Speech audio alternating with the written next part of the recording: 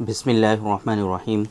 बहुत सारे लोग ऐसे होते हैं जो बेबी प्लान करते रहते हैं शादी के बाद, लेकिन उनके यहाँ बच्चे नहीं हो पा रहे होते हैं। बहुत टाइम गुजरने के बाद वो लोग सीमेन एनालिसिस कराते हैं और उनका स्पर्म काउंट ज़ीरो आ जाता है। अब ऐसी कंडीशन में बहुत सारे लोगों को ये लगता है कि अब तो हमारा कुछ हो नहीं सकता, अभी तो स्पर्म काउंट ज़ीरो है हमारा, और अब हमारा कुछ नहीं हो सकता है, हमारे बच्चे नहीं हो सकते हैं। इस तरह की गलतफहमी लोग पाल रहते हैं और ये समझते हैं कि अगर एज़ोस्पर्मिया है तो उनको बच्चे नहीं होंगे। आज के इस वीडियो में आप लोगों को हम बहुत ही स्पेसिफिक कुछ ख़ास चीज़ें हैं एज़ोस्पर्मिया के बारे में जो बताने की कोशिश करेंगे, आपको समझाने की कोशिश करेंगे कि एज़ोस्पर्मिया अगर आपको है तो इसका मतलब हरगिज़ ये नहीं है कि आप जो है आपके यहाँ बच्चे नहीं हो सकते हैं और आप बाप नहीं बन सकते हैं, ऐसा हरगिज़ नहीं है। एज़ोस्पर्मिया के बारे में समझाने की कोशिश करेंगे कि कब ऐसी कंडीशन में आपको जो है इस तरह की परेशानी हो सकती है कि आप जो है आपके बच्चे नहीं हो सकते हैं, और कब कब आपके बच्चे हो सकते हैं एज़ोस्पर्मिया के होते हुए भी। ये सारी चीज़ें आज के इस वीडियो में हम कवर करने की कोशिश करेंगे। मेरे बारे में तो आप जानते ही हैं, मैं हूं doctor Nizamuddin Qasmi, as a sexologist and infertility specialist. हम पिछले 11 सालों से वर्क कर रहे हैं। ये हमारा सेंटर सायरा हेल्थ केयर है, बाराबंकी उत्तर प्रदेश में सिचुएटेड है।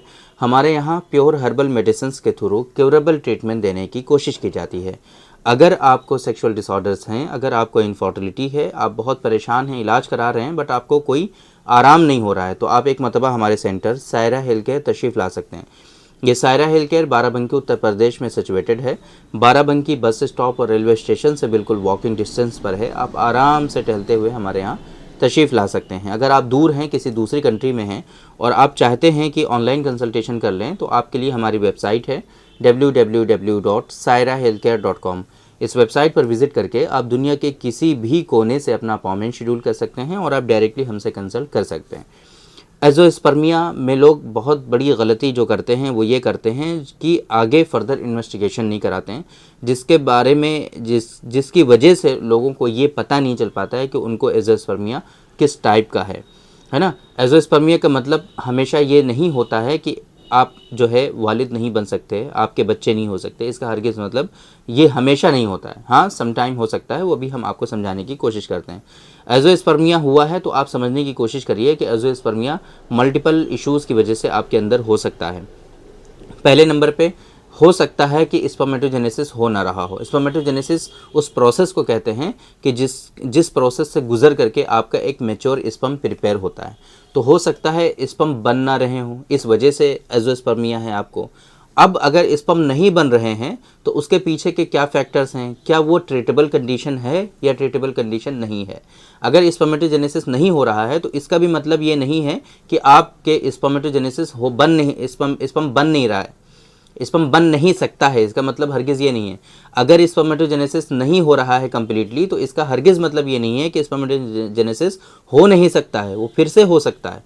अब ये समझने की कोशिश करनी है कि आपके अंदर कॉजेज़ क्या हैं, कारण क्या हैं, किस वजह से आपके अंदर स्पर्मेटोजेनेसिस नहीं हो रहा है, उसको रिजॉल्व करना है और स्पर्मेटोजेनेसिस आपका होने लगेगा। तो एक तो कंडीशन हो सकती है ये कि हो सकता है स्पर्म अंदर बन ना रहे हों। दूसरा ये हो सकता है कि अगर स्पर्म अंदर बन रहे हैं बट वो बाहर नहीं आ रहे हैं, तो हो सकता है कि ये जो स्पर्म अंदर से बाहर आने का जो रास्ता है, वास डिफरेंस जो होती है ना, वो ही डेवलप ना हुई हो। बहुत मर्तबा ऐसा होता है कि बच्चा जब पैदा होता है तो उसके ऑर्गन्स जो हैं वो डेवलप होते हैं, उसके जो है सारी चीज़ें बढ़ती हैं वक्त के साथ। जिस तरीके से डेवलप होना चाहिए उस तरीके से उसका डेवलपमेंट होता रहता है। लेकिन बहुत मरतबा कुछ चीज़ों का डेवलपमेंट नहीं, किसी वजह से नहीं हो पाता है। तो बहुत मरतबा कुछ पेशेंट ऐसे होते हैं कि जिनमें वास्ट डिफरेंस जो होती है वो डेवलप ही नहीं होती है। तो ऐसी कंडीशन में स्पर्म जो अंदर बनेंगे वो बाहर नहीं आ पाएंगे। एक तो ये परेशानी होगी।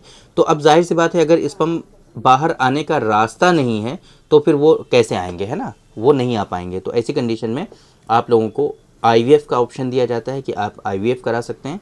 और इसी तरीके से अगर स्पर्मेटोजेनेसिस नहीं हो रहा है तो स्पर्मेटोजेनेसिस करने का क्या तरीका हो सकता है वो हम देख सकते हैं और स्पर्मेटोजेनेसिस कंप्लीट करा सकते हैं।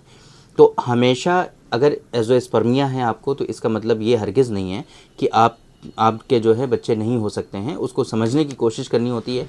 मल्टीपल इन्वेस्टिगेशंस के थ्रू मल्टीपल इसकी जांचें होती हैं जिसके थ्रू हमें ये चीज़ें पता चल सकती हैं कि असल कंडीशन क्या है आपकी और किस तरीके से आपकी जो बीमारी है इसको हम रिज़ॉल्व कर सकते हैं और किस तरीके से इस डिज़ीज़ को क्योर कर सकते हैं। है ना। तो अगर आपको इस तरह की कोई परेशानी है, आपको भी एज़ोस्पर्मिया है, आप ये सोच रहे हैं कि आपके यहाँ बच्चे नहीं हो सकते हैं, तो आप एक मतलब हमसे कंसल्ट करिए। तो इंशाल्लाह हम कोशिश करेंगे कि ये जो डिजीज़ और बीमारियाँ हैं इनके बारे में प्रॉपर आप समझ सकें और इनको रिज़ॉल्व करने की क्या तरकीब हो सकती है वो भी हम आप लोगों से डिस्कस करेंगे और आपको पर्सनली हम समझा देंगे आपकी रिपोर्ट्स के देखने के बाद। और अगर रिपोर्ट्स आपने नहीं कराई हैं तो वो भी हम रिकमेंड कर देंगे कि कैसे कैसे आपको रिपोर्ट करानी है।